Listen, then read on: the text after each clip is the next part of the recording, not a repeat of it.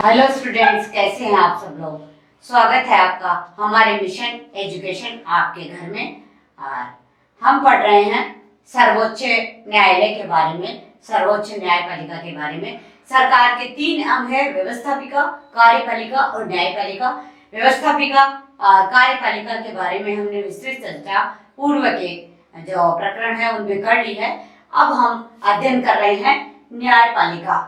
भारत में न्यायपालिका है, उसमें एकीकृत व्यवस्था की गई है। पहले आपको पूर्व वीडियो में ये बताया था कि न्यायपालिका की स्वतंत्रता और निष्पक्षता के लिए किस तरह की व्यवस्था की गई है।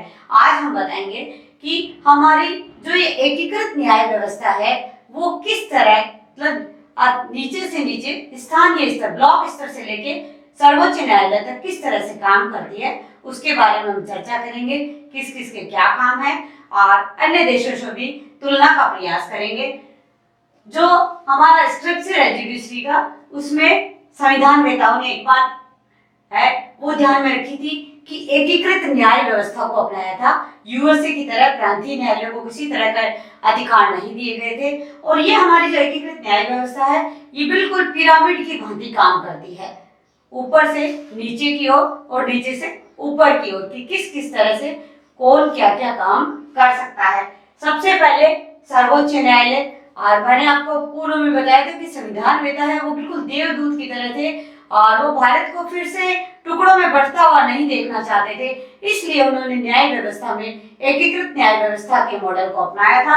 सर्वोच्च न्यायालय क्या क्या काम करता है कि इसके फैसले सभी अदालतों को मान्य होते हैं। मतलब सर्वोच्च न्यायालय जो निर्णय देता है वो अभिलेख के रूप में न्यायालय में रहते हैं और वो निर्णय सभी अदालतों के लिए मान्य होते हैं।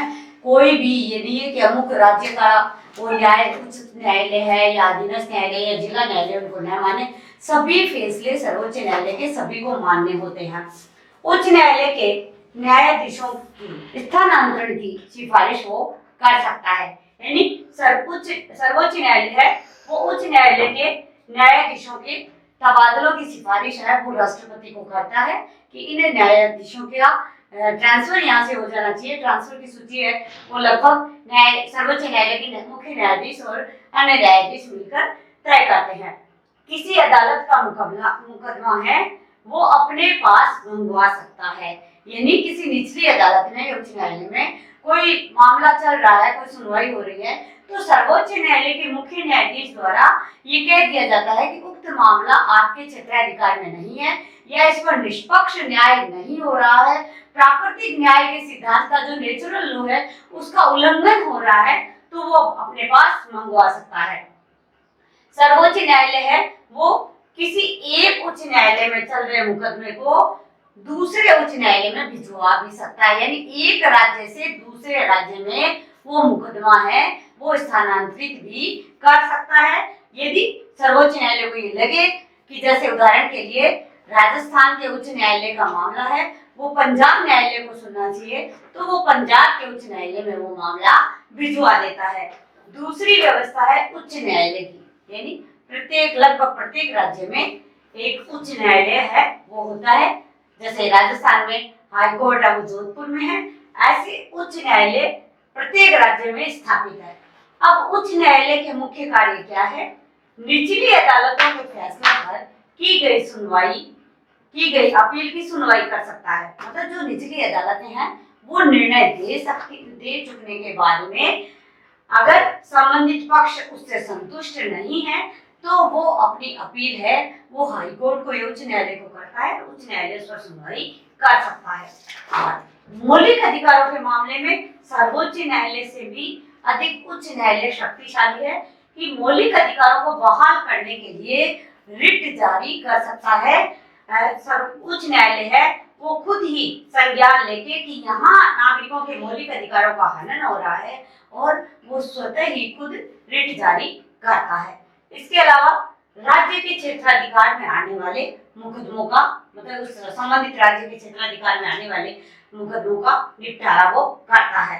अपने अधीनस्थ न्यायालयों का पर्यवेक्षण और नियंत्रण भी कर सकता है कि उच्च न्यायालय के अधीनस्थ जो जिला न्यायालय है या अधीनस्थ न्यायालय है वो किस तरह से कार्य कर रहे हैं, उनका पूर्ण सुपरविजन और कंट्रोल पावर है वो उच्च न्यायालय के पास होता है। तीसरे नंबर पर इस पिरामिड में आते हैं जिला न्यायालय, यानी प्रत्येक राज्य के प्रत्येक जिले में, जैसे राजस्थान में 33 जिले हैं तो 33 जिलों में 33 जिला न्यायालय है। तो जिला न्यायालय होते हैं, जिले में दायर मुकदमों की सुनवाई करते हैं ये जिला न्यायालय, मतलब संबंधित जिले में जो मुकदमा पेश होता है उसको सुनवाई करते हैं। निचली अदालतों के फैसलों पर की गई अपील की भी सुनवाई करते हैं। तो जिला न्यायालय के अधीनस्थ जो न्यायालय है उन निचली अदालतों के फैसले पर की गई अपील की भी सुनवाई है वो जिला न्यायालय करते हैं। तथा जिला न्यायालय है वो गंभीर किस्म के आपराधिक मामलों पर भी फैसला देते हैं। तो जितने दीवानी और फौजदारी मामले हैं, दीवानी जो सिविल संबंधी और फौजदारी यानी आपराधिक मामले हैं, उन पर फैसला देने का काम भी जिला न्यायालय में किया जाता है। और अगर जिला न्यायालय के फैसले से कोई संतुष्ट नहीं है तो उच्च न्यायालय में अपील करता है, और उच्च न्यायालय के फैसले से भी संबंधित पक्ष है वो संतुष्ट नहीं होता तो वो सर्वोच्च न्यायालय में अपील का अधिकार रखता है। और सर्वोच्च न्यायालय के निर्णय में भी वो संतुष्ट नहीं है तो वो राष्ट्रपति को अपनी अपील है वो अपनी सजा के लिए कम करने के लिए या क्षमा करवाने के लिए अपील है वो राष्ट्रपति के पास भी कर सकता है।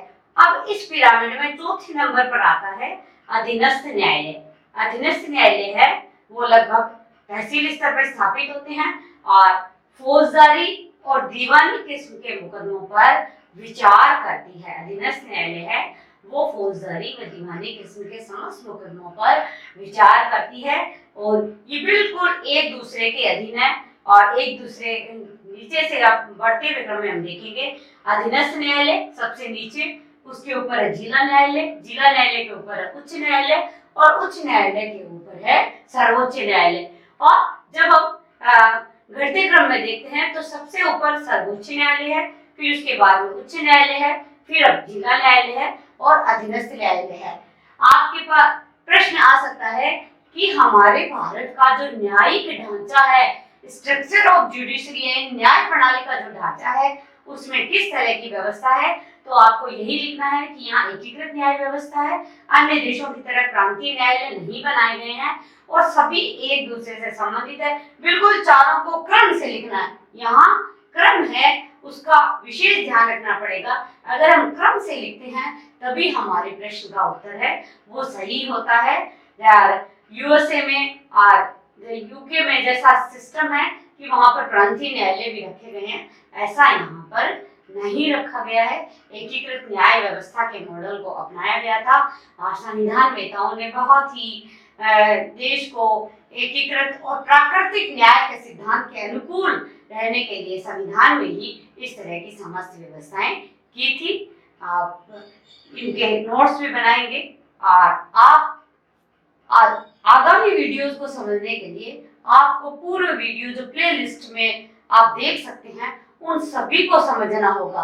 और कक्षा 10 में भी सर्वोच्च न्यायालय का टॉपिक है, कक्षा 12 में भी है। इसके अलावा जो छात्र छात्रा है वो बीए कर रहे हैं, जिन्होंने राजनीति विज्ञान को वैकल्पिक विषय के रूप में चुन रखा है, उनके ये सभी टॉपिक है वो फर्स्ट ईयर या सेकेंड ईयर किसी न किसी कक्षा में है वो अवश्य रूप में है। और साथ ही जब आप अपना करियर चुनते हैं, बीएसटीसी इंटीग्रेटेड, बीएड इंटीग्रेटेड या ग्राम सेवक से लेकर आरएस, आईएएस, प्रधानाध्यापक आदि परीक्षाएं देते हैं, तब भी इनसे संबंधित प्रश्न हैं वो पूछे जाते हैं।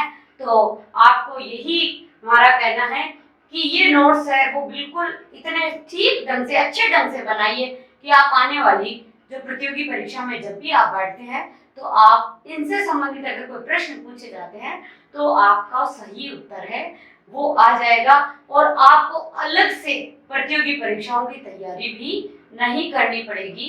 आप इस संबंधित विषय का टॉपिक है वो तैयार कर लीजिए। घर रहिए, सुरक्षित रहिए, हंसते रहिए और जान है तो जहान है। धन्यवाद।